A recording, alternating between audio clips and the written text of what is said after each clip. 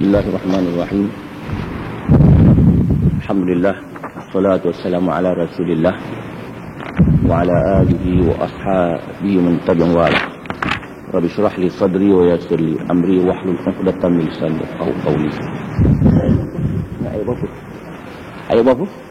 Ada tanda tak? Ayat berapa? Ayat berapa tanda? Ayat berapa? Ya? 6.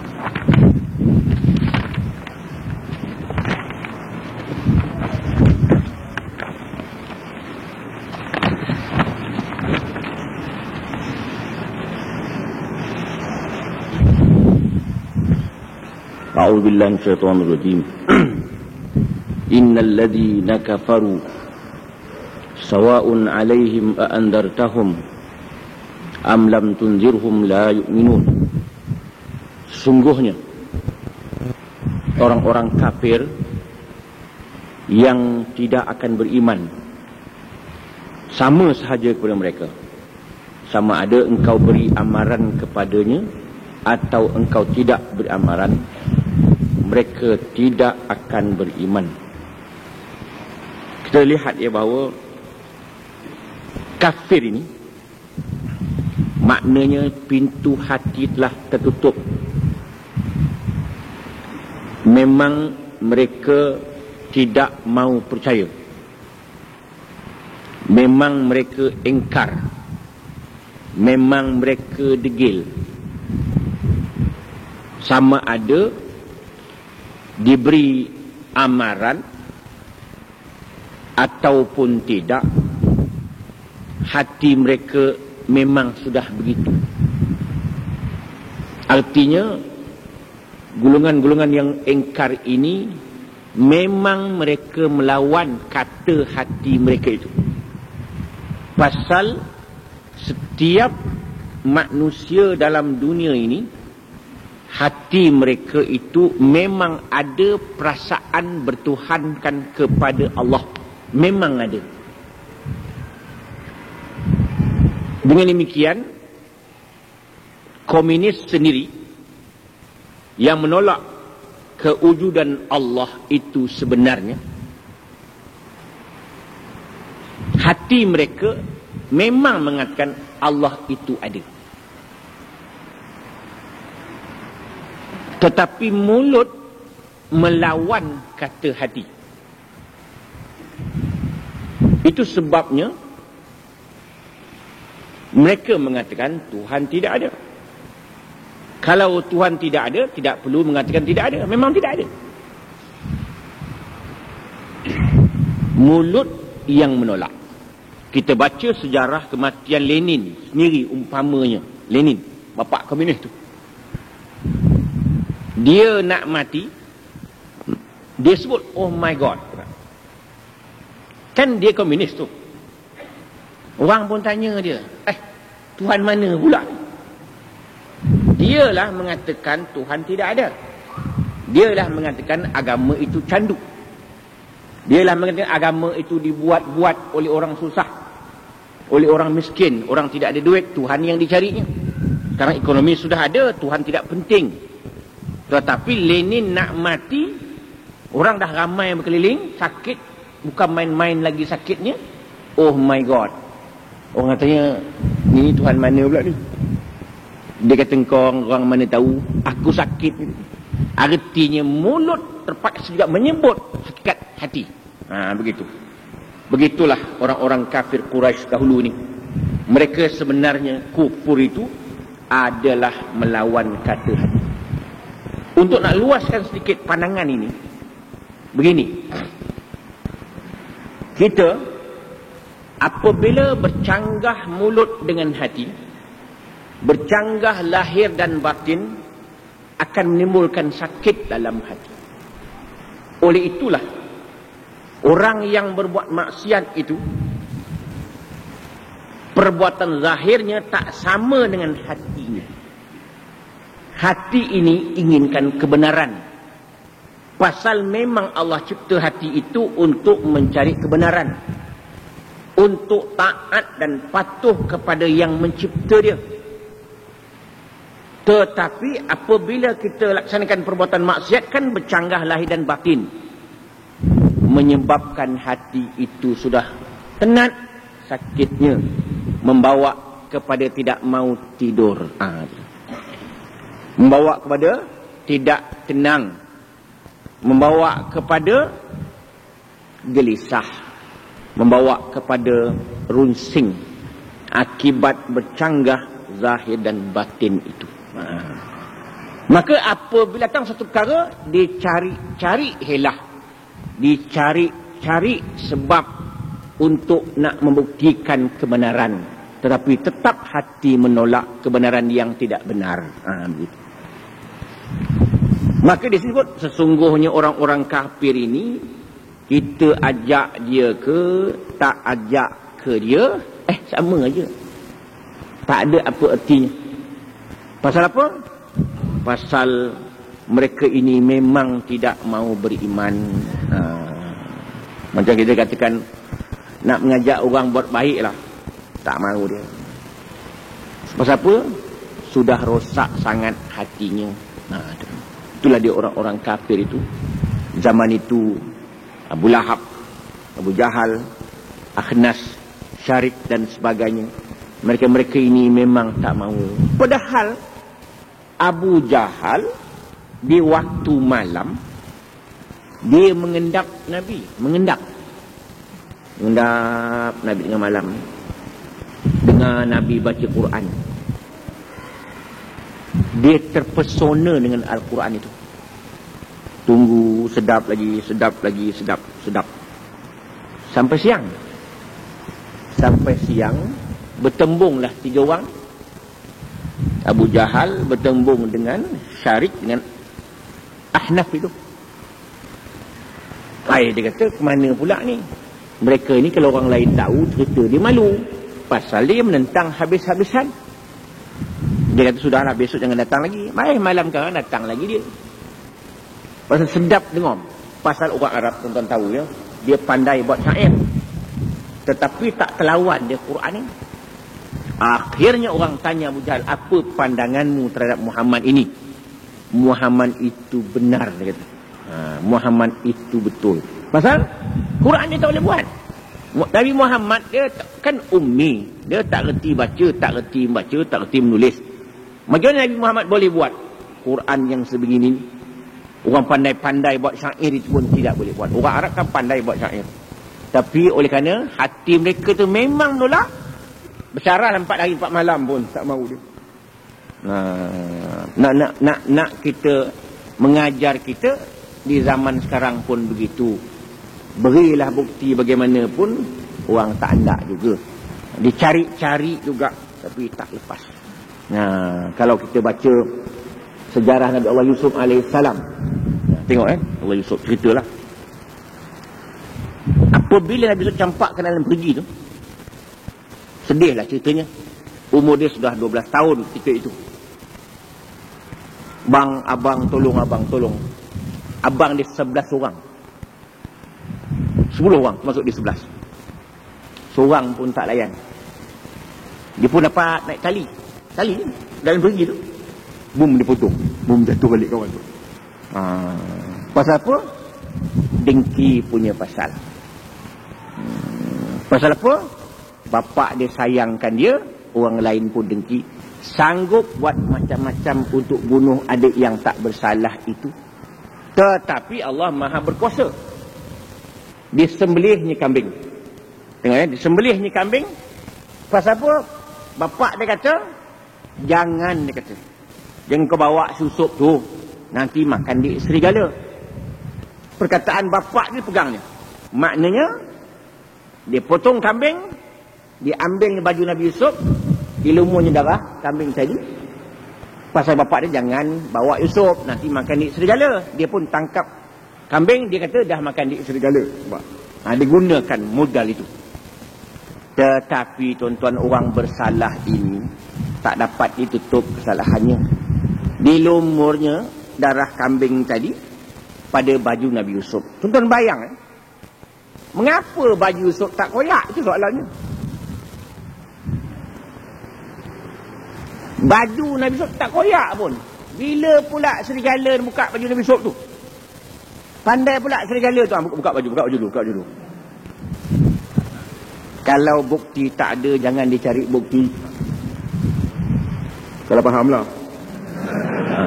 Faham tu. Nah, jangan dicari. Nampak?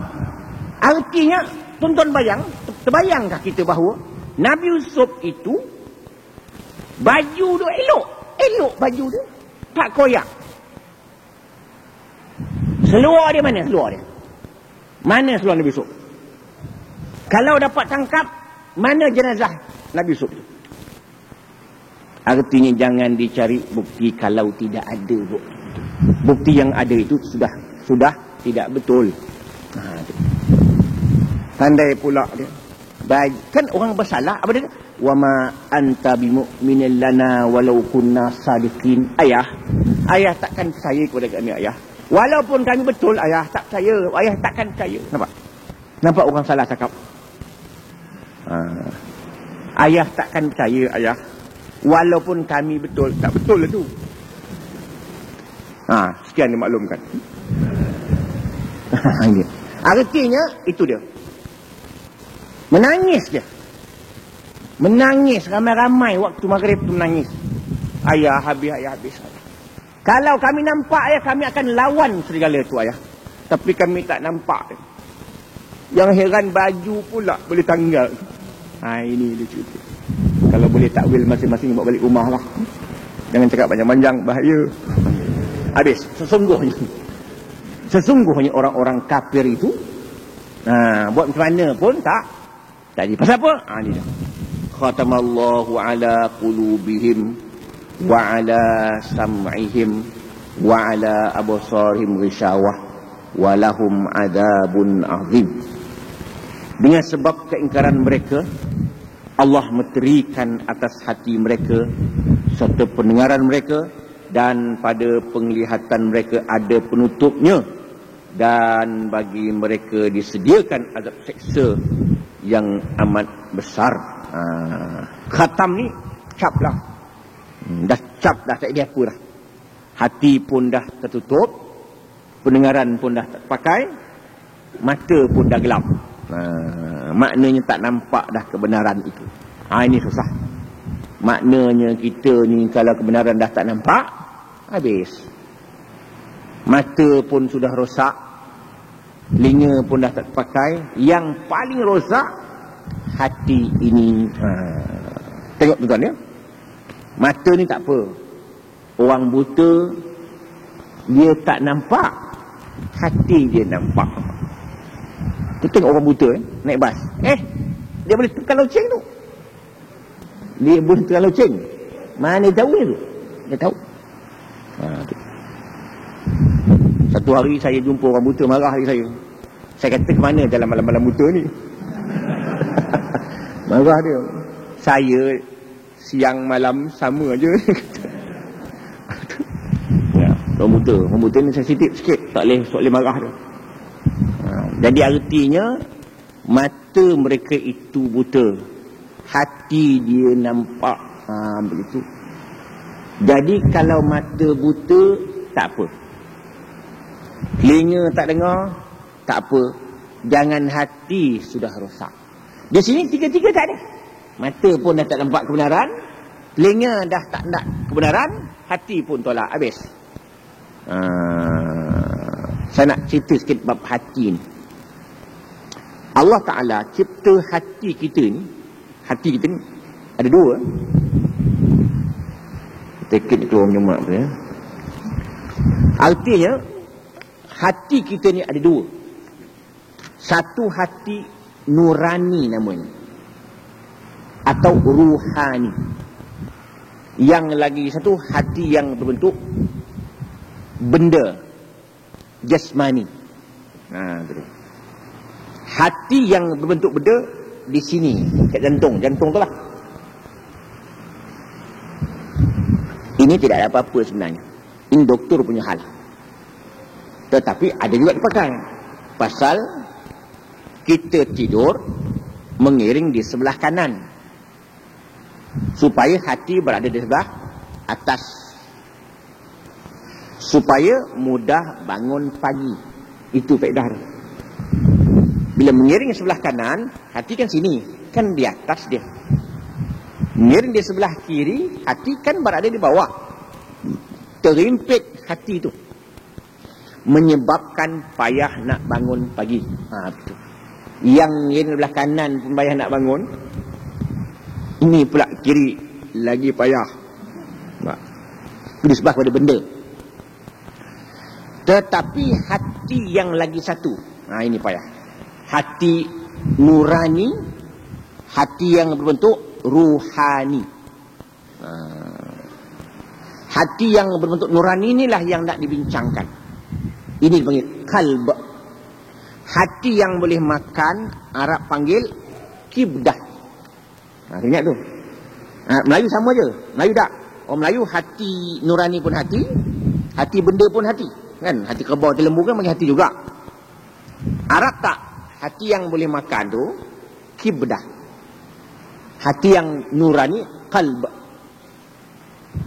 Ketentuan kalau ke pasar Arab nak beli hati lembu, jangan minta kalb. Heran dia. Kasih kalb satu, nampak? Beza dia. Kibdah. Yang boleh makan tu. Kibdah. Kalb, tengok bahasa Arab ya. Kalb maknanya berbolak-balik. Digelarkan hati itu hati. Kalbun kerana hati itu berputar-putar. Sekali lain, sekali lain. Begitu kalbu. Dia kata, la yusammal qalbu qalban illa litaqallubihi. Tidak namakan hati itu hati, melainkan kerana berubah-ubah. Pagi dia cakap lain, petang lain. Itu hati punya kerja. Pagi tadi nak datang masjid, petang tak jadi. Kan berubah tu. Dia senang berubah. Orang Arab ni bahasa ini memang tak boleh kita nak pertikaikan bahasa. Memang canggih. Tak ada bahasa yang canggih bahasa Arab. Tak ada. Pasal dia kepada suatu perkataan itu ambil asal. Itu sebab dia selipar Jepun dia panggil apa? Ship. Pasal bunyi ship kan bunyi selipar tu. Ship itu. Dia panggil ship. Terompah dia panggil kup-kap. Pasal gup-gap bunyi tu. Nampak? Itu Arab mudah. Roti dia panggil khubz. Roti itu khubz. Pasal dia ambil khubzun khabazain. Khabaza maknanya mula-mula maknanya menguli. Bazakha huruf itu juga maknanya menggelembung. Mantelah diuli kan menggelembung itu tu. Jadi khabaza kena lepuk gitu. Kan diuli kan melepuk-lepuk itu. Barulah khubzun kan jadi roti dia. Itu bahasa Arab itu. Artinya kalb, orang Melayu panggil kalbu. Salah. Kalbun maknanya anjing. Kalbuku, kalbumu. Anjingku, anjingmu. Sebenarnya kalb, qaf lambah. Tuan-tuan tengok ya. Hati nurani ini, ini susah. Hati ini kuat hubungannya dengan jasmani. Sebab hati bila susah, jasmani pun tak mau makan. Hati senang sangat pun tak daya makan, kenyang. Orang baru kahwin, mana daya makan? Nampak? Disuap pun tak mau dia, pasal hati terlalu gembira. Kalau tak saya, cuba kahwin lagi sekali. Baru tahu. Hati yang susah pun, dia tak daya makan. Kematian, hilang barang, orang curi barang, kita kan tak daya makan. Sebu je. Pasal hati itu susah. Nampak? Kan kuat pengaruh dia. Dengan demikian, hati ini Allah cipta untuk mencintai Allah. Ingat tu.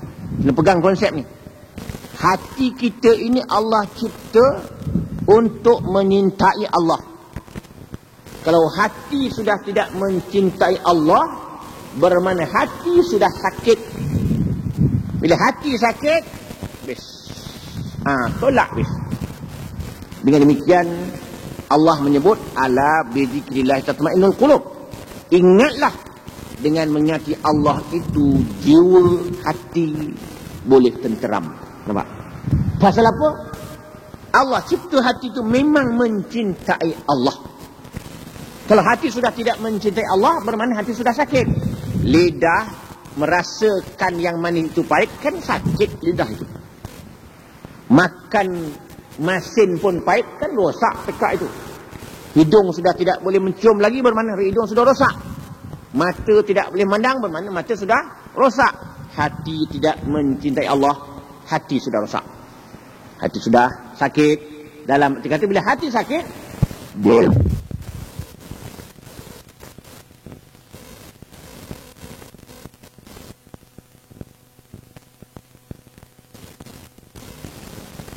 makna orang itu segala-galanya berpenyakit.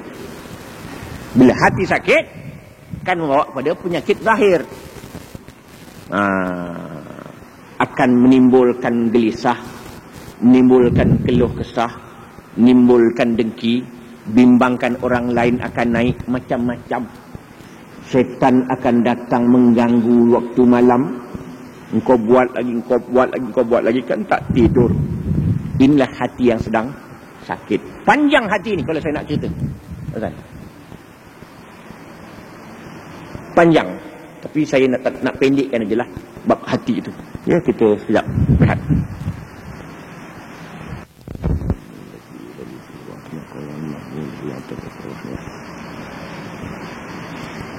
Itu dia hati tadi, panjang ceritanya. Ringkaskan. Hati ni dia ada pendapat mengatakan hati itu dengan roh itu berjalan sekali. Pasal bila kita roh tidak ada, hati tidak ada lagi. Roh tidak ada, hati tidak ada. Roh ada, hati ada. Jadi roh, akal, perasaan, jiwa, hati, peribadi termasuk dalam roh. Roh tak ada, hati pun tidak ada.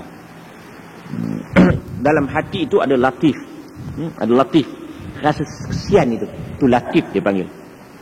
Ada damir dalam hati tu. Dalam qalb ada latif, rasa sayang, rasa simpati itu. Itu latif dia panggil.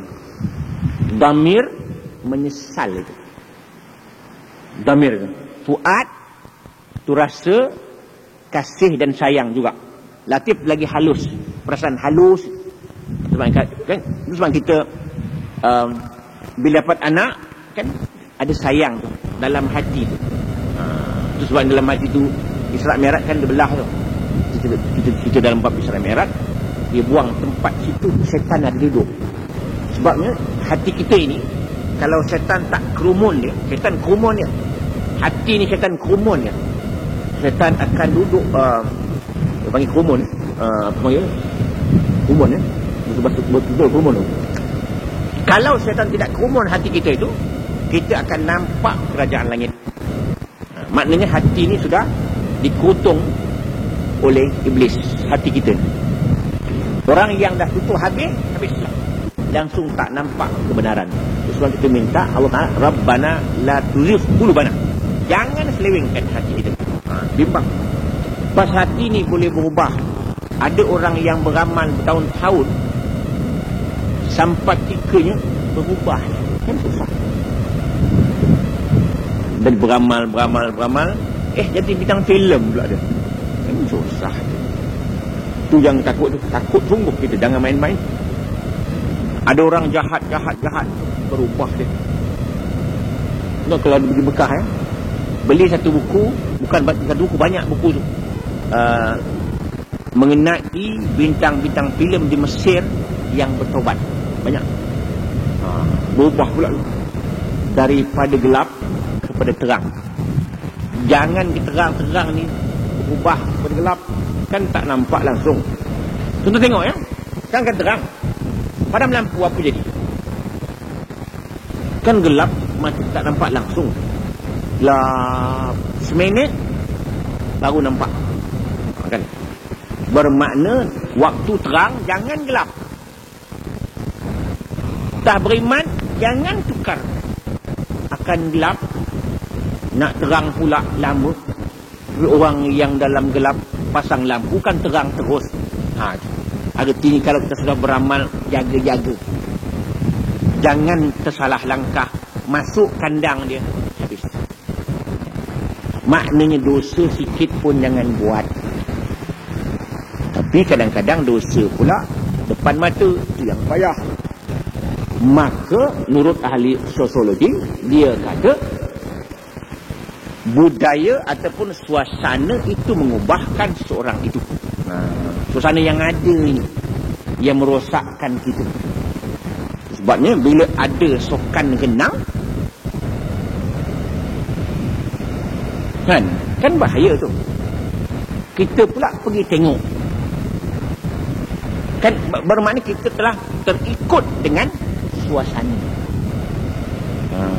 Satu orang telefon saya, Ustaz, suami saya ini seorang yang kuat semayang, tak pernah miss semayang, tetapi apabila sokan genang melompat dia,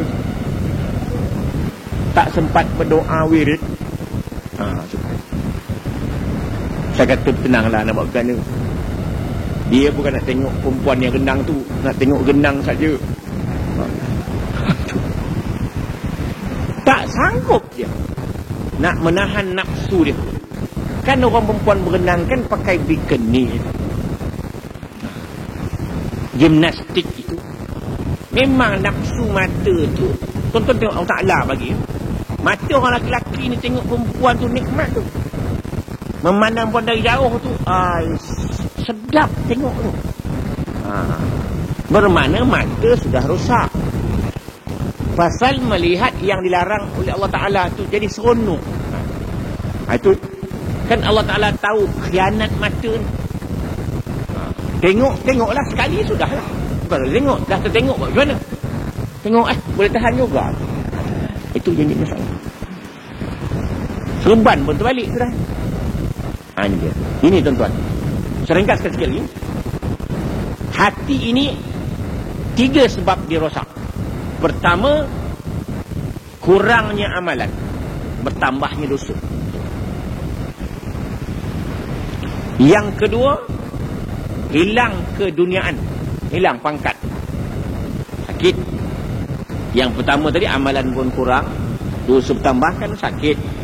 Pasal hati tak menjalankan kerja dia. Yang kedua, hilang keduniaannya, duit hilang, pangkat hilang, rumah hilang, sakit juga. Yang ketiga, dikeji orang, sakit. Apa sikap kita? Sikap kita kalau kurang amalan, tambah saja amalan. Berdosa, bertaubat saja. Yang kedua, hilang keduniaan, sabar saja.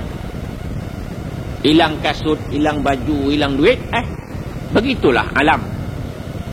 Yang ketiga, dikeji orang. Alhamdulillah, orang keji kita, orang umpat kita, syukur kepada Allah kerana orang itu sayangkan kita.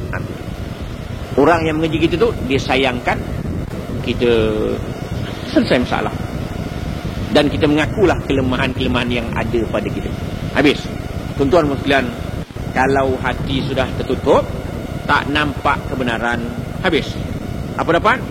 Walahum adabun azim. Bagi mereka itu azab yang sangat hebat, sangat besar. Kita telah pun baca bab orang beriman yang pertama, bukan? Bab orang kafir 2 je, 2 ayat di situ. Maknanya jalan orang ni tak ada jalan dah, melainkan azab yang sangat besar. Itu balasan orang-orang kafir ini. Perlu diingat bahawa sungguhnya orang-orang kafir mengingkari kewujudan Allah dan mengingkari kenabian Muhammad sallallahu alaihi wasallam, maka bagi mereka itu azab yang berkekalan. Maka kita kena jaga. Kita orang beriman, orang Islam ni kena jaga, jangan sampai terbatal Islam kita, jangan sampai terbatal syahadat kita, jangan sampai terbatal kita punya iman. Itu dah jaga. Maknanya kalau sekiranya kita ini orang beriman, kita lihat dia,